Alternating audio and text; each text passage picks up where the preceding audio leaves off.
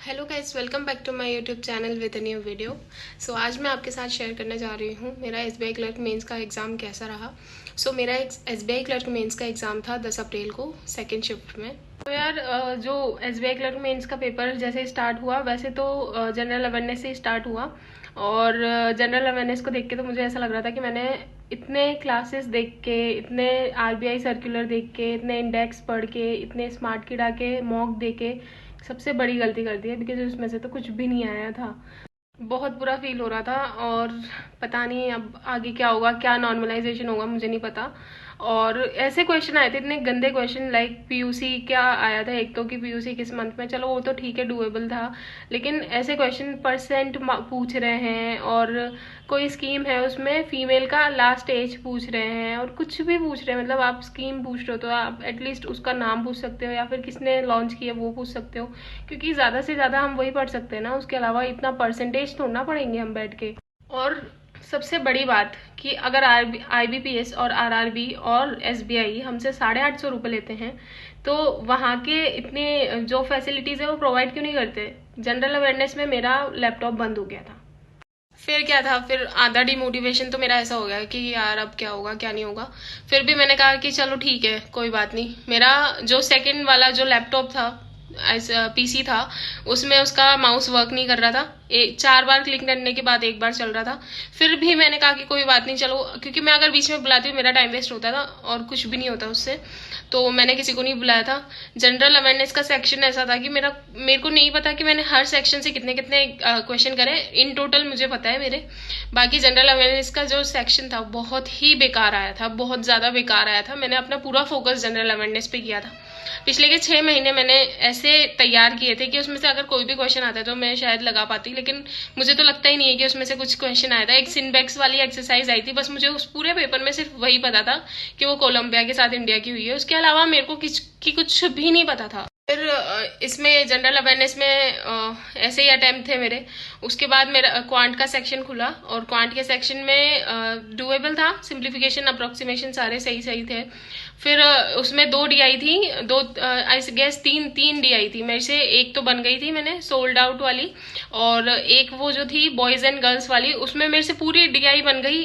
पर मेरे को लाइक वहाँ पे ऑप्शन में 64 था और मेरे को 84 लगा, मेरा आंसर 84 है। 3 बार बनाई बट टाइम वेस्ट हुआ।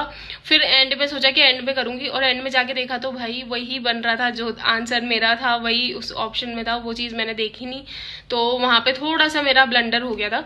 बाकी सिंप्लीफिकेशन अप्रोक्सीमेशन मैंने कर लिए थे, डाटा सफिशिएंसी की क्वेश्चंस किए थे मैंने थोड़े से, और बस यही किया था मैथ्स में। तो सॉरी, मैंने इंग्लिश का पहले बता दिया, सॉरी मैथ्स का पहले बता दिया। इंग्लिश इससे पहले आया था। जनरल अवेयरनेस, इंग्लिश, फिर मैथ्स और फिर रीजनिंग।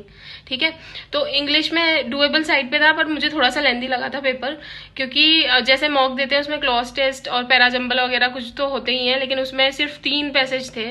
तो वो थोड़ा सा मुझे ऐसा लगा कि यार थोड़ा सा टफ साइड पे है। तो मेरे को इंग्लिश के मेरे अटेम्प्ट्स पता हैं, मैंने 30 अराउंड अटेम्प्ट किए थे, और देखते हैं अभी क्या उसका रिजल्ट रहता है। मैं कुछ क्वेश्चन में डाउटफुल हूँ इंग्लिश में, और एरर वाले मैंने क्वेश्चन नहीं किए थे क्योंकि मुझे पता था कि मेरे एरर के गलत जाते हैं, तो मैंने एरर के अटेम्प्ट ही नहीं किए थे। और रही बात रीजनिंग की, तो यार रीजनिंग में ना मैं पता नहीं, मेरे को थोड़ा सा डाउट होने लग गया। मुझे बहुत बुरा फील हो रहा था क्योंकि मेरा माउस भी नहीं चल रहा था, तो मैं थोड़ा सा डीमोटिवेट हो गई थी उस टाइम पे। और रीजनिंग का जैसे ही खुला तो मैंने सबसे पहले तो वो बनाए थे सिलोगिज्म। 3 सिलोगिज्म थे आई गेस, 3-4 है ना। उसके बाद मैंने डाटा सफिशिएंसी के क्वेश्चंस किए थे थोड़े से, और उसमें दो तीन पजल थी, जिसमें से एक तो इंडिगो वाली थी। वो तो मैंने 3 बार बनाई पर मेरे से बनी ही नहीं वो एंड में, पता नहीं वो ज़्यादा, मेरे को ऐसा लगा कि मैं ज़्यादा ही प्रेशराइज्ड हो गई हूँ, तो वो मेरे से नहीं बनी थी। और जो एक उसमें ईयर बेस थी वो मेरे से बन गई थी, ठीक है, वो मैंने कर दी थी। उसके बाद एक थी जिसमें 5 रो में लोगों को बिठाना था, आई गेस 3-3 के सेट पे बिठाना था, तो वो मेरे से बनी नहीं। पता नहीं, मेरे साइड में एक लड़की बैठी थी, उसने बोला कि वो तो बहुत ही ईजी थी, पता नहीं, वो मेरे से नहीं बनी थी, तो वो भी नहीं बनी। और इनपुट आउटपुट का क्वेश्चन मैंने 15 मिनट उसमें वेस्ट किए, पर मुझे समझ में ही नहीं आया कि उसका क्या कोड है।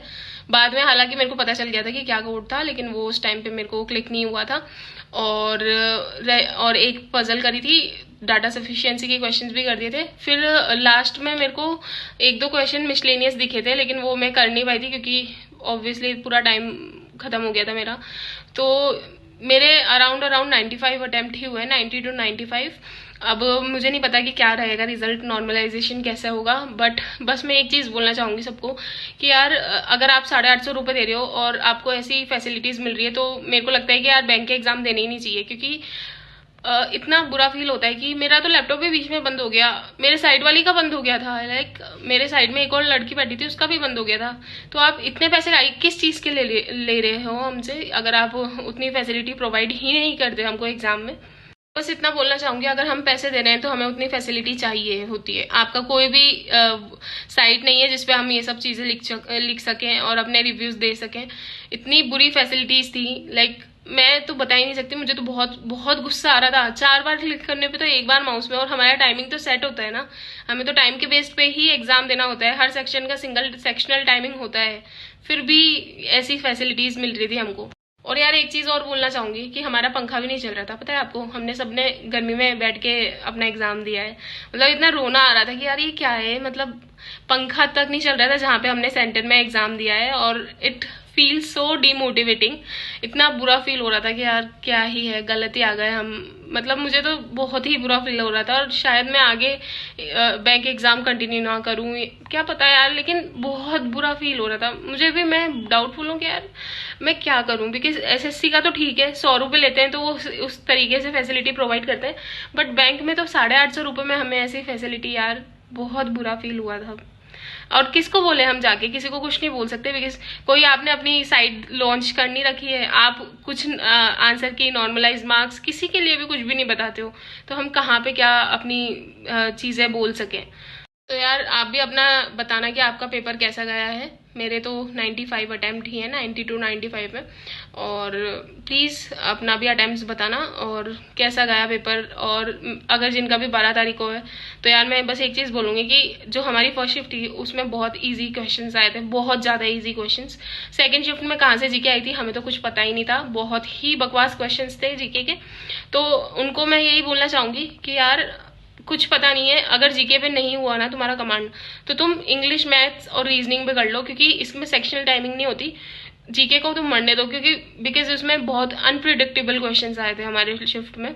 सो बस इतना ही बोलूँगी कि इन तीनों, बाकी जीके को छोड़ के तीनों सब्जेक्ट पे ध्यान दो आप सब। And that's it for the video. Do like, share and comment, और सब्सक्राइब करो यार।